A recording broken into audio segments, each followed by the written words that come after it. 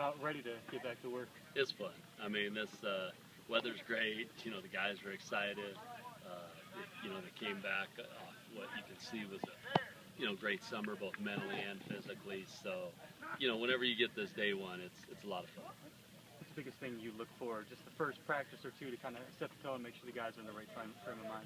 I just want to see that they're able to respond quickly to some of the things we finished spring ball with. You know, see how fast we can pick back up on just the lingo and the tempo. And more than anything, just, you know, get back to a lot of the fundamentals. And I know every coach across the country talks about it, but it's true. You know, you have to start. Everything's a progression. And football's, when it's a progressive type deal, you have to start and you have to set that groundwork, that base, you know, and that's what you're setting in these first few days, and you continue to set it, and then you build up from there. So we just have to set that foundation and, you know, look for, you know, guys doing things fundamentally correct, and, you know, and just that work ethic, flying around, and just that attitude. I just kind of like to get a feel for the attitude and the new leaders and just those type of things that are always fun to see at the beginning. Coach, what's your reaction to being picked third in the nation by the coaches? You know, I mean, I guess my reaction is, I'm excited about, then, I guess, something we've built here. That's the best way I can describe it. You know, because anyone who says, oh, I'd rather sneak up on people, I'd say, well, you probably weren't very good before then. You know, I mean, that's the only way you sneak up on people is if you haven't been good in the past. So I guess I'm excited. Means nothing. Obviously, we're all 0-0 in the country, and everyone's average right now. No one's good, no one's great, no one's lousy. You know, so for me, when you look at the preseason, it obviously means nothing. We've done nothing in 2013, but it does excite you about the direction you've gone with the program, you know, and what a lot of work that a lot of people have put into it to get to a point where you are ranked third in the country to start a season. 2 years ago, or last year, I should say, you came off maybe a bit of a disappointing season. This year, you're coming off another trip to the semifinals. Can you get a sense from the team which the guys get more fired up about as far as getting back to work and starting fresh and writing a new chapter? Yeah, I mean, they both have their you know, different reasons to want to respond. I mean, you know, and even 2011, I talked about earlier. I mean, we're still a process driven. So there were things about that year that I still to this day I'm very proud of, and I think were beautiful. You know, to go through the adversity that we did and still, you know, battle with the guys and watch them grind to win 6 out of 7 to finish that year after starting 0-4 with a tough loss, you know, at University of Washington. So there's always stuff within a season, no matter how good or how bad, that you can always take from it, you know, and it always means something. And then responding, you know, based on whether it's responding from success or responding from things that didn't go as well.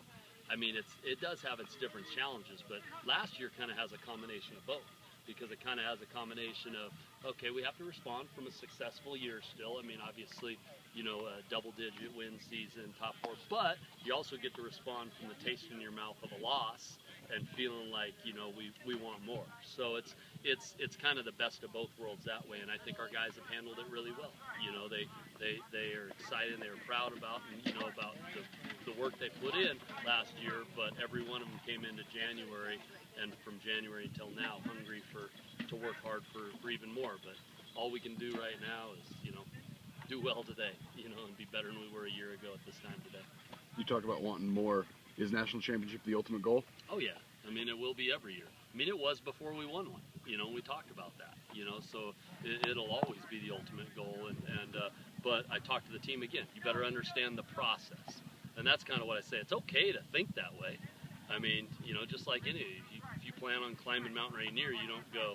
You say, I'm going to go climb Mount Rainier. I mean, that's what you say when you're heading over there. You know, but then once you get there, you better understand, you better have worked to be able to take each step.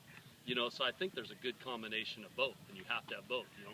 You know, and that's kind of how I look at it. Is yeah, we want why, you know, of course, you know, we're gonna push for that, but along the way, we better be recognizing and understanding the process that it takes to even blurt out that's what you want to do.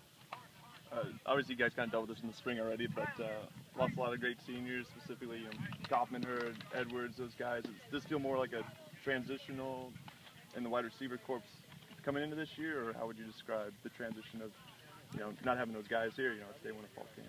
I guess it's we've dealt with it at so many positions over the years, and all these coaches have a decent. We're still fairly young, but we're getting older, so we have enough veteran coaches that have been there and done that. And I've seen the Greg Peach and his Jason Belford and that whole defensive line, Lance Witherspoon go. Who's going to be next? And you watch them emerge. I saw when Aaron Boyce and Tony Davis and those guys left, and then Kaufman and Hurd and those guys. Saw when Matt Nichols left, and who's going to be the quarterback next year? Da da da da da. So you always go through stuff like that, and it's exciting. It's exciting then to see this group, and every year you're going to have that. We have that both.